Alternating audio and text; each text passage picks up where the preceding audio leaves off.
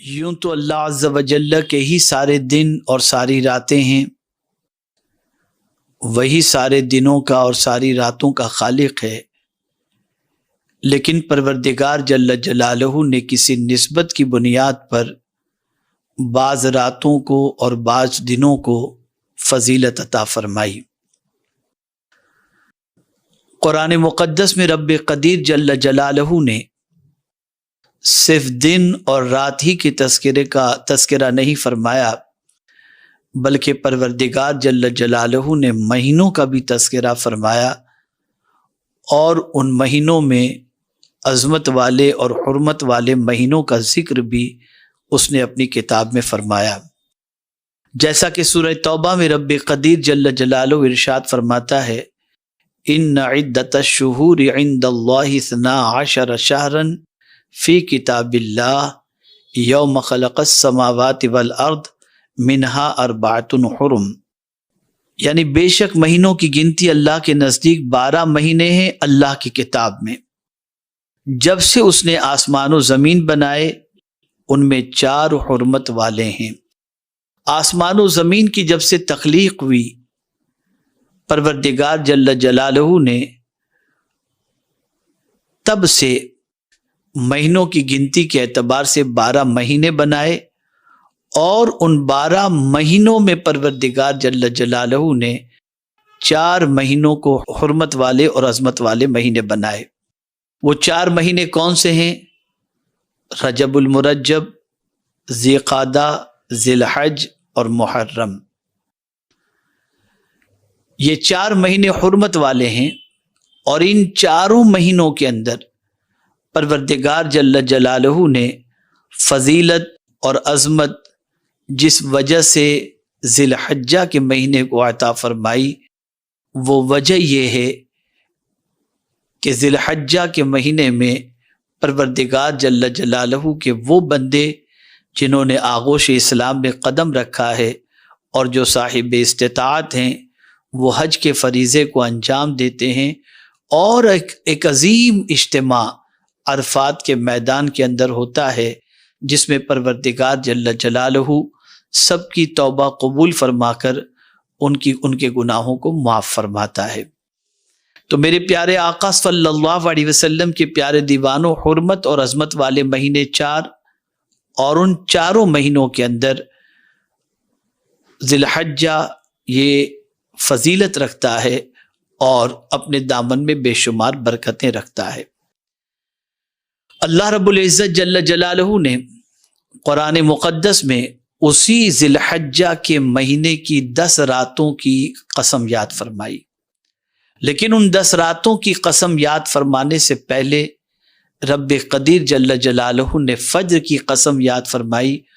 اور ارشاد فرمایا والفجر، فجر کی قسم، اس صبح کی قسم۔ اب یہاں فجر سے مراد کون سی فجر ہے، صبح سے مراد کون سی صبح ہے؟ تو مفسرین کے کئی اقوال موجود ہیں۔ کسی نے کہا یوم جمعہ کی فجر، کسی نے کہا روز کی فجر، کسی نے کہا یوم عرفہ کی فجر۔ تو اس سے مراد مختلف مفسرین اور مختلف بزرگان دین نے مختلف فجر کو لیا ہے، لیکن اعلیٰ اور انسب یہی لگتا ہے کہ مطلق اس فجر کی قسم کو مراد لیا جائے جو روزانہ کی فجر ہوا کرتی ہے، اس لیے کہ اس وقت پروردگار جل جلالہ کی وہ مخلوق جو نیند سے بیدار ہوتی ہے اور رزق کی تلاش کے اندر نکل پڑتی ہے، اس میں چرند و پرند بھی ہوتے ہیں اور اسی میں انسان بھی ہوا کرتا ہے۔ میرے پیارے آقا صلی اللہ علیہ وسلم کے پیارے دیوانوں، فجر کی قسم یاد فرما کر پروردگار جل جلالہ نے فجر کی اہمیت ہمیں بتائی۔ یاد رکھیں، فجر کی اہمیت بہت زیادہ ہے۔ یہ وہ وقت ہوا کرتا ہے جس وقت پروردگار جل جلالہ کے فرشتے رزق لے کر اس بندے کے گھر پہنچتے ہیں، جو بندہ بیدار ہوتا ہے، اللہ کی بندگی کے لیے تیار ہوتا ہے، माबूद बरहक की बारगाह में जब इन्हें न्याज झुकाने के लिए तैयारियों में मसरूफ़ हो जाता है, अल्लाह ताला के मासूम फरिश्ते उसे रिस्क अता फरमा कर उसे माला माल कर देते हैं और उसकी झोलियों को भर देते हैं। इसी तरीके से अगर हम ये समझें कि यौम अरफा की फज्र मुराद है, तो बहुत सारे हुज्जाज, बल्कि तकरीबन हुज्जाज यौम अरफा को फज्र की नमाज मिना में अदा करके अरफात के मैदान के लिए रवाना हो जाते हैं और लब्बैक उनकी ज़बान पर जारी व सारी होता है। बिखरे हुए बाल होते हैं, आलूदा कपड़े होते हैं, गर्द आलूद कपड़े होते हैं, और इसी सिचुएशन में अपने महबूद की बारगाह में लब्बैक की सदाएं बुलंद करते हुए वो अरफात के मैदान की तरफ बढ़ते हुए नजर आते हैं। तो इससे मुराद यौम अरफा की भी फज्र है। और इसी तरीके से यौम जुमा जो सय्यदुल अय्याम है, उसको भी अगर मुराद लिया जाए तो मेरे प्यारे आका सल्लल्लाहु अलैहि वसल्लम के प्यारे दीवानों, क़यामत का दिन जो कायम होगा वो यौम जुमा ही होगा। और परवरदिगार जल्ल जलालहू यौम जुमा की बहुत सारी फजीलतें अपनी किताब और रसूल आज़म सल्लल्लाहु अलैहि वसल्लम ने अपनी अहादीस के अंदर बयान फरमाई हैं। तो अगर इससे मुराद जुमा की फज्र है तो भी बाइस बरकत है, रोज़ की फज्र है तो भी बाइस बरकत है, और अगर यौम अरफा की फज्र है तो भी बाइस बरकत है। लेकिन मेरे प्यारे आका सल्लल्लाहु अलैहि वसल्लम के प्यारे दीवानों, बाज़ मुफस्सिरीन फरमाते हैं कि जब रसूल गिरामी वक़ार सल्लल्लाहु तआला अलैहि वसल्लम मक्के की सरजमीन पर इस्लाम का पैगाम पहुंचा रहे थे, तो उस वक्त बहुत सारी तकालीफ की वादियों से गुजरना पड़ा और लोगों ने बहुत अजियतें पहुंचाईं, और रसूल आज़म सल्लल्लाहु तआला अलैहि वसल्लम उन तकालीफ को, उन परेशानियों को बर्दाश्त करते रहे। परवरदिगार जल्ल जलालहू ने नवेज़ सुनाई और मुज़्दए जाँ फ़ज़ा सुनाया कि जिस तरीके से हर रात के बाद फज्र तुलू होती है मेरे महबूब सल्लल्लाहु अलैहि वसल्लम, इसी तरीके से इन गमों के बादल के छटने के बाद एक ऐसी सुबह भी तुलू होगी जो सुबह तुम्हारे पैगाम के कबूल करने वाले और तुम्हारे मिशन को आगे बढ़ने की बशारत के साथ वो सुबह तुलू होगी। तो इससे मुराद ये भी है। और बाज़ सूफिया किराम यहाँ तक गए हैं कि आकाए करीम सल्लल्लाहु तआला अलैहि वसल्लम के हाथों से जो पानी का चश्मा जारी हुआ, इससे ये भी मुराद है, फज्र से मुराद इन्फिजार लिया है उन्होंने। मेरे प्यारे आका सल्लल्लाहु अलैहि वसल्लम के प्यारे दीवानों, बहरहाल परवरदिगार जल्ल जलालहू ने जो कसम याद फरमाई है, तो उस कसम के एतबार से ये बात समझ में आती है कि कोई दिन या कोई रात जो बहुत अजमत वाला हो, या कोई ज़ात बहुत अजमत वाली हो, या कोई मकाम बहुत अजमत वाला हो, तो मेरा मौला उसी की कसम याद फरमाता है। तो फज्र की कसम याद फरमाकर परवरदिगार जल्ल जलालहू ने फज्र की अजमत हमारे सामने उजागर कर दी कि देखो फज्र कितना ऊंचा वक्त है और फज्र कितनी अहम है। तो ए रसूल आज़म सल्लल्लाहु अलैहि वसल्लम के दीवानों, फज्र के वक्त की कद्र करें और उस वक्त सोए पड़े न रहें, बल्कि पैगंबर रहमत सल्लल्लाहु अलैहि वसल्लम ने इरशाद फरमाया मुनाफिक और मोमिन के हवाले से कि सरकार सल्लल्लाहु अलैहि वसल्लम फरमाते हैं कि मुनाफिक पर फज्र और इशा की नमाज भारी है। यानी पता चला कि फज्र के वक्त जो नहीं उठता उसके अंदर किसी हद तक मुनाफिक की अलामत पाई जाती है, और जो फज्र के वक्त उठकर अल्लाह की बंदगी की तैयारी में मसरूफ़ हो जाता है और अल्लाह की बंदगी को बजा लाता है, परवरदिगार जल्ल जलालहू उस बंदे से खुश भी होता है और उस फज्र की कद्र की बरकतों से मेरा मौला उसे माला माल भी फरमाता है। मेरे प्यारे आका सल्लल्लाहु अलैहि वसल्लम के प्यारे दीवानों, फिर परवरदिगार ने कसम याद फरमाई वलयालिन आश्र, और 10 रातों की कसम। ये 10 रातें कौन सी हैं?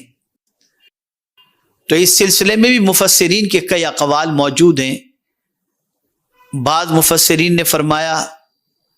शब बरात जिस 10 दिन के दरमियान आती है वो दरमियान के 10 दिन। बाज़ ने ये कहा कि माह मुहर्रम के 10 दिन 10 रातें। बाज़ ने कहा رمضان المبارک کی آخری 10 راتیں،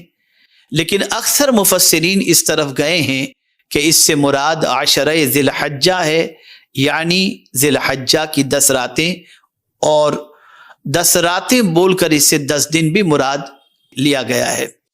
میرے پیارے آقا صلی اللہ تعالی علیہ وسلم کے پیارے دیوانوں، احادیث مبارکہ میں عشرہ ذی الحجہ کی فضیلت یعنی ماہ ذی الحجہ کے شروع کے 10 دنوں رات کی فضیلت احادیث مبارکہ میں کیا ہے، اسے سماعت فرمائیں اور یاد رکھیں۔ ان عظمت والے دنوں رات کی قدر کر کے اللہ رب العزت جل جلالہ کی خوشنودی حاصل کرنے کی کوشش کریں۔ حضرت ابن عباس رضی اللہ تعالی عنہ سے روایت ہے کہ اللہ عز و جل کے پیارے حبیب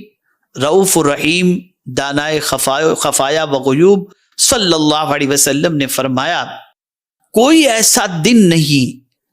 جس میں اللہ کے نزدیک ان دنوں سے زیادہ کوئی نیکی محبوب ہو۔ کوئی دن بھی ایسا نہیں جس دن کی نیکی اللہ کے نزدیک ان 10 دنوں کی نیکی سے زیادہ محبوب ہو۔ پتہ یہ چلا کہ یہ 10 دنوں کی نیکی اللہ کو سب سے زیادہ محبوب ہیں کہ پروردگار کے بندے ماہ ذی الحجہ کے اول 10 دنوں کے اندر اللہ کی بندگی کرتے ہیں، نیکی کرتے ہیں، تو وہ نیکی اللہ کو بے پناہ محبوب ہے۔ صحابہ کرام علیہم الرضوان نے رسول اعظم صلی اللہ علیہ وسلم سے عرض کیا، یا رسول اللہ صلی اللہ تعالی علیہ وسلم، اللہ کی راہ میں جہاد کرنا بھی، یعنی اگر کوئی دوسرے دنوں میں یعنی عشرہ ذی الحجہ کے دنوں کے علاوہ کے دنوں میں اگر اللہ کی راہ میں جہاد کرے تو وہ جہاد سے بڑھ کر کی بھی عشرہ ذی الحجہ کی نیکی ہے۔ تو میرے آقا صلی اللہ علیہ وسلم نے فرمایا، ہاں اللہ کی راہ میں جہاد کرنا بھی، مگر جب کہ کوئی شخص اپنی جان اور مال لے کر اللہ کی راہ میں نکلا اور ان میں سے کچھ لے کر بھی واپس نہ آیا۔ اگر کوئی بندہ ماہ عشرہ ذی الحجہ کے دنوں کے علاوہ کے دنوں کے اندر جہاد میں نکلا اور اس نے اپنی جان بھی کھپا دی اور مال بھی کھپا دیا، تو ایسے شخص کی نیکی ان 10 دنوں کی نیکی سے بڑھ کر ہو سکتی ہے، ورنہ ان 10 دنوں کی نیکی اللہ کے نزدیک سارے دنوں سے زیادہ محبوب ہے۔ اس لیے میرے پیارے آقا صلی اللہ تعالی علیہ وسلم کے پیارے دیوانوں، غفلت کے شکار نہ ہوں، بلکہ ان 10 دنوں کے اندر اللہ کی بندگی کریں، اللہ کی یاد میں لمحات کو گزاریں، اللہ کا ذکر کثرت سے کریں۔ بلکہ میں تو یہ گزارش کروں گا، ہو سکے تو ان 10 دنوں کے اندر قرآن مقدس ایک ختم 3 پارے کے اعتبار سے کر کے کریں۔ میرے پیارے آقا صلی اللہ علیہ وسلم کے پیارے دیوانوں، عشرہ ذی الحجہ کی عبادات کی فضیلت کیا ہے، اس سے اگر آپ سماعت فرمائیں گے مزید تو آپ کو محسوس ہوگا کہ اللہ کے رسول صلی اللہ تعالی علیہ وسلم کے نزدیک ان 10 دنوں کی اہمیت کیا ہے۔ حضرت شیخ ابو البرکات نے بالاسناد بیان فرمایا کہ حضرت عطا ابن ابی رباح رضی اللہ تعالیٰ عنہ نے فرمایا کہ میں نے خود سنا کہ حضرت عائشہ صدیقہ رضی اللہ تعالیٰ عنہ فرما رہی تھی کہ رسول اللہ صلی اللہ تعالی علیہ وسلم کے زمانے میں ایک شخص گانا سننے کا بہت دل دادا تھا، لیکن ذی الحجہ کا چاند دیکھ کر صبح سے روزہ رکھ لیتا اور اللہ کی بندگی میں مصروف ہو جاتا۔ اس کی اطلاع حضور صلی اللہ علیہ وسلم تک پہنچی کہ ایک ایسا شخص ہے جو گانے کا دل دادا تو تھا، لیکن ذی الحجہ کا چاند دیکھنے کے بعد اس نے عشرہ ذی الحجہ کا روزہ شروع کر دیا صبح سے اور گانا چھوڑ دیا۔ تو رسول اعظم صلی اللہ تعالی علیہ وسلم تک جب اس کی اطلاع پہنچی تو حضور صلی اللہ علیہ وسلم نے فرمایا اس کو بلا کر لاؤ۔ وہ شخص حاضر خدمت ہوا۔ آقا کریم صلی اللہ علیہ وسلم نے دریافت فرمایا کہ تم ان دنوں کے روزے کیوں رکھتے ہو؟ کون سی ایسی چیز ہے جس نے تم کو ان دنوں کے روزوں پر ابھارا؟ اس نے عرض کیا، یا رسول اللہ صلی اللہ تعالی علیہ وسلم، یہ دن حج کے ہیں۔ مراد یہ ہے کہ عشرہ ذی الحجہ میں حجاج کرام جو حج کے لیے جانا چاہتے ہیں وہ وہاں پر حج کے لیے پہنچ جاتے ہیں، اور پھر وہاں جا کر وہ کیا کرتے ہیں؟ تو اللہ اکبر، پروردگار جل جلالہ کے پیارے حبیب صلی اللہ علیہ وسلم کی بارگاہ میں اس شخص نے عرض کیا، یا رسول اللہ صلی اللہ علیہ وسلم، یہ دن حج کے ہیں اور عبادت کے ہیں، اور میری خواہش ہے کہ اللہ ان کی دعا میں مجھے بھی شریک کر دے۔ یعنی وہ حجاج کرام جو مکہ مکرمہ میں پہنچ کر عبادت اور ریاضت میں مصروف ہیں اور اللہ کی بندگی کے اندر لگے ہوئے ہیں، طواف کعبہ میں لگے ہوئے ہیں، زیارت کعبہ شریف کے اندر لگے ہوئے ہیں، صفا مروہ کی سعی کے اندر لگے ہوئے ہیں، عبادت و ریاضت کے اندر مصروف ہیں اور اللہ کی بارگاہ میں دعا کرتے ہیں، تو میں تو وہاں نہیں پہنچ سکا، لیکن میرے آقا صلی اللہ علیہ وسلم، میں نے ان کی دعا میں شامل ہونے کے لیے ان 10 دنوں کے روزے رکھے تاکہ ان کے ساتھ عبادت میں میں بھی شریک ہو جاؤں۔ حضور صلی اللہ علیہ وسلم نے ارشاد فرمایا، تم جو روزے رکھتے ہو اس کے ہر روزے کے عوض تم کو 100 غلام آزاد کرنے، قربانی کے لیے حرم میں 100 اونٹ بھیجنے اور جہاد میں سواری کے لیے گھوڑے دینے کا ثواب ہوگا۔ اللہ اکبر، پیغمبر رحمت صلی اللہ علیہ وسلم نے اس شخص کے لیے کتنی عظیم بشارت عطا فرمائی۔ میرے پیارے آقا صلی اللہ تعالی علیہ وسلم کے پیارے دیوانوں، گنہگار و سیاہکار و خطاکار بندہ اچھوں کی نقل کے اندر اگر مصروف ہو جائے تو اللہ تعالیٰ ان کی نقل کے صدقے میں کرم کی نظر فرما کر پروردگار جل جلالہ اسے بھی ثواب سے مالا مال فرما دیتا ہے۔ اس سے آپ اندازہ لگا سکتے ہیں عشرہ ذی الحجہ کی فضیلت کیا ہے اور اس کی برکتیں کیا ہیں۔ میرے پیارے آقا صلی اللہ علیہ وسلم کے پیارے دیوانوں، مشکاہ شریف کی ایک اور حدیث سماعت فرمائیں۔ حضرت ابو ہریرہ رضی اللہ تعالی عنہ سے روایت ہے کہ اللہ کے رسول صلی اللہ تعالی علیہ وسلم نے ارشاد فرمایا، اللہ کے نزدیک سب سے زیادہ پسندیدہ دن جس میں اس کی عبادت کی جائے ذی الحجہ کے 10 دن ہیں کہ اس کے ہر دن کا روزہ 1 سال کے روزوں کے برابر اور ہر رات کا قیام شب قدر کے قیام کے برابر۔ یہ مشکاہ شریف کی حدیث مبارکہ ہے۔ آپ اندازہ لگائیں، اگر کوئی عشرہ ذی الحجہ کے روزے رکھے تو آقا کریم صلی اللہ تعالی علیہ وسلم نے ارشاد فرمایا، ایک روزہ 1 سال کے روزوں کے برابر، اور عشرہ ذی الحجہ کی راتوں کی فضیلت پیغمبر رحمت صلی اللہ علیہ وسلم نے یہ بیان فرمائی کہ اس رات کی فضیلت یعنی عشرہ ذی الحجہ کی رات کی فضیلت شب قدر کے برابر ہے۔ اللہ اکبر، میرے پیارے آقا صلی اللہ تعالی علیہ وسلم کے پیارے دیوانوں، یہاں سے یہ بات سمجھ میں آئی کہ عشرہ ذی الحجہ کے روزے اور عشرہ ذی الحجہ کی راتوں کی عبادت بندہ مومن کو